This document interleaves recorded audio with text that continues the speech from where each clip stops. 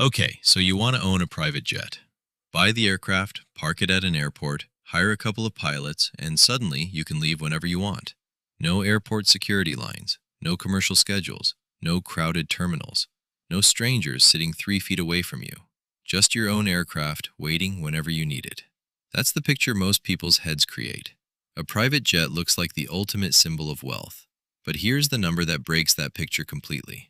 The purchase price of the aircraft can be only the beginning. A modern long-range private jet can cost tens of millions of dollars to acquire, while its annual operating budget can run into several million dollars depending on the aircraft, utilization, crew structure, fuel prices, maintenance programs, and other costs. For example, current third-party estimates for aircraft such as the Gulfstream G700 put annual operating budgets in the multi-million dollar range.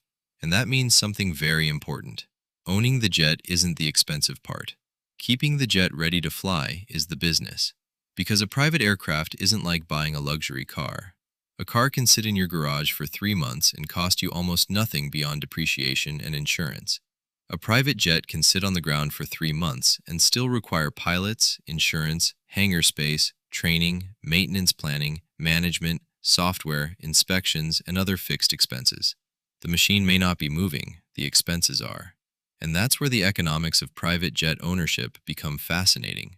Most people assume a private jet is essentially a luxury transportation product. It isn't. It's a highly specialized capital asset. It's an aircraft. It's a maintenance program. It's a professional crew. It's an insurance contract. It's an airport relationship. It's a financial asset exposed to depreciation, and, depending on how it's structured, it can even become part of a business transportation system. Before we get into the numbers, you need to understand why people buy these things in the first place. Because if you're looking purely at the cost of flying, private aviation often looks irrational. A commercial airline ticket can cost hundreds or thousands of dollars. A private jet can consume thousands of dollars in operating costs during a single flight hour. So why would anyone pay that difference? Because wealthy owners aren't necessarily buying cheaper transportation. They're buying something much more valuable: time. Imagine a business executive who needs to visit 3 cities in 2 days.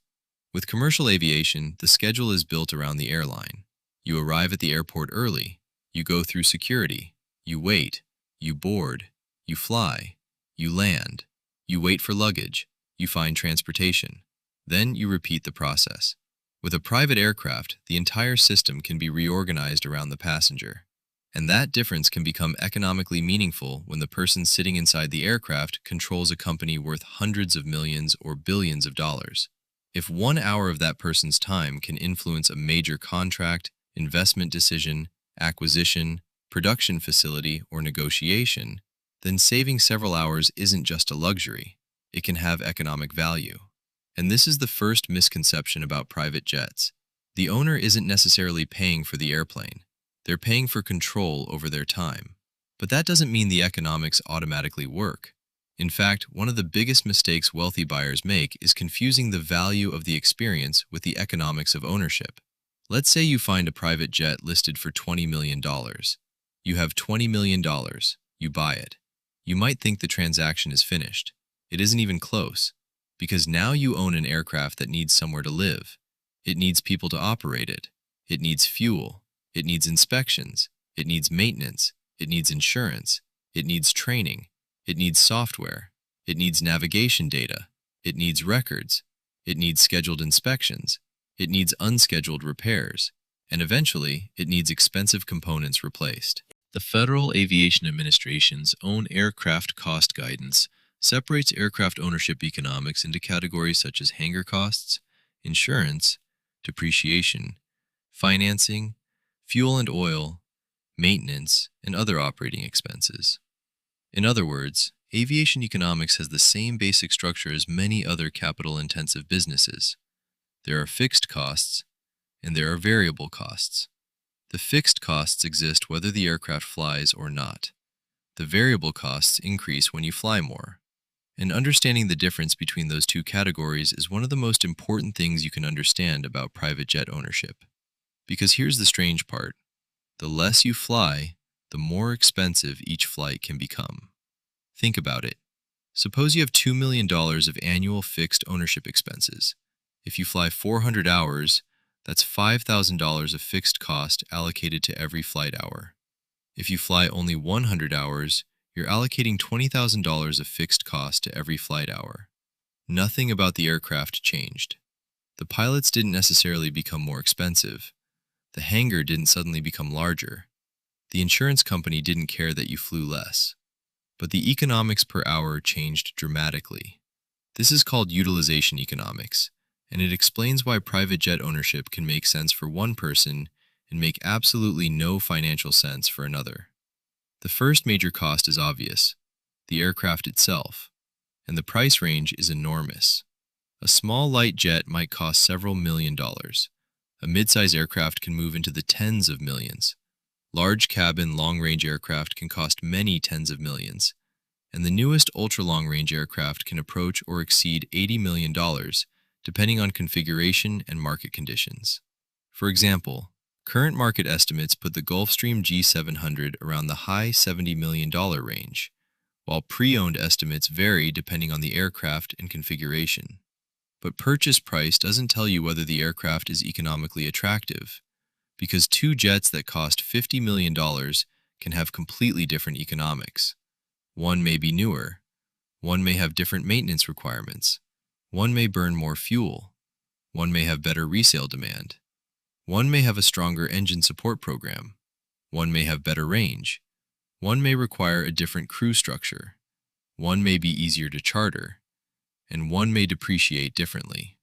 So the purchase price is really just the first number on a much larger spreadsheet. Now let's talk about financing, because many owners don't simply write a check for the entire aircraft.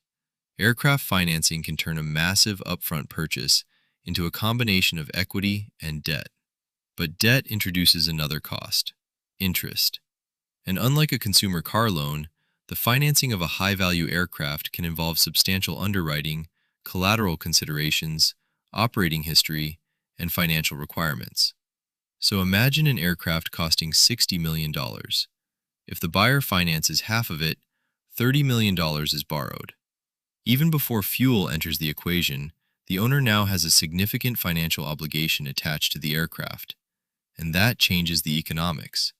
Because the owner isn't simply asking, "Can I afford the jet?" The better question is, "Can I afford the jet, the financing, the operating expenses, and the opportunity cost of the capital tied up inside it?" That last part is the one most people forget. If you spend $50 million buying an aircraft, that $50 million can't simultaneously be invested somewhere else. It can't sit in a business generating returns. It can't remain in a portfolio earning income. It can't fund another acquisition. It is now sitting inside an aircraft. That doesn't necessarily make the purchase wrong. It just means the true economic cost is larger than the purchase price. Now let's move to the cost that literally keeps the aircraft on the ground: the hangar. A private jet needs somewhere to live, and depending on the aircraft size and airport location, hangar cost can become significant. You don't want to leave a multi-million-dollar aircraft sitting outside exposed to weather when you can store it inside a controlled environment. So the owner pays for hangar space, and this is another fixed expense. The aircraft can fly 0 hours this month. The hangar bill still arrives. That's an important distinction, because the jet is not simply transportation, it's infrastructure. You own an asset that needs a place to exist. Then comes insurance. And aviation insurance is not like insuring a normal car. You're protecting a multi-million-dollar aircraft and carrying significant liability exposure. The exact premium depends on the aircraft, value, operator, pilot qualifications, experience, use, geography, and other factors.